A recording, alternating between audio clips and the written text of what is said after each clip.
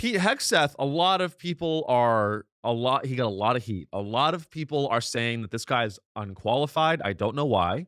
I have a tremendous amount of respect for Pete Hegseth. I have a tremendous amount of respect for all veterans, of which he is among.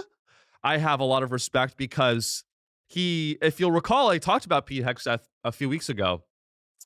He was, he's a brave soldier. He was fighting nobly for our country, the United States, at Guantanamo Bay, and fought with a lot of courage at Guantanamo Bay as a guard.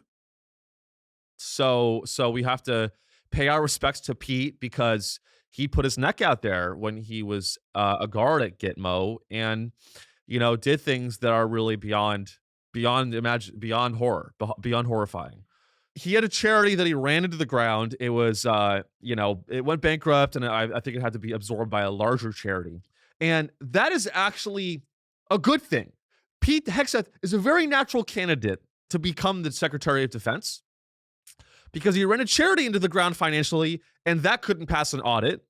Okay, and it's a natural choice for him to become the Defense Secretary because guess who else can't pass an audit? The Pentagon. People ask me all the time.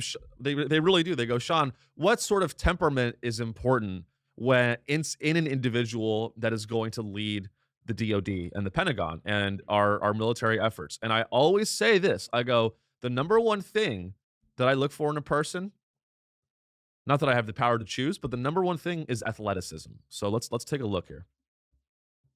How many push-ups can you do? I did 5 sets of 47 this morning. There you have it, folks. I'm in. The way he answers this is how I know I can trust Pete Hegseth to be the Defense Secretary. Let's watch. Agree that there are some orders that can be given by the Commander-in-Chief that would violate the U.S. Constitution. Senator, thank you for your service.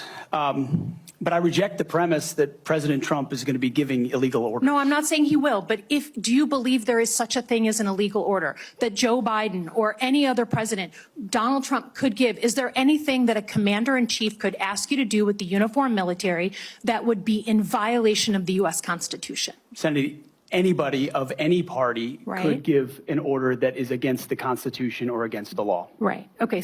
Are you saying that you would stand in the breach and push back if you were given an illegal order? I start by saying I reject the premise that President I Trump will understand. be giving You've done your any genuflecting illegal to him, orders but at all.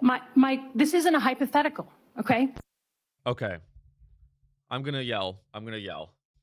But I hope that's okay. I'm not going to yell crazy loud, but I'm going to yell. So get ready. Let me make one thing perfectly clear. Every order given by the Commander-in-Chief is an illegal order. Every single one. Anytime the president calls the Department of Defense and gives an order, it's a crime.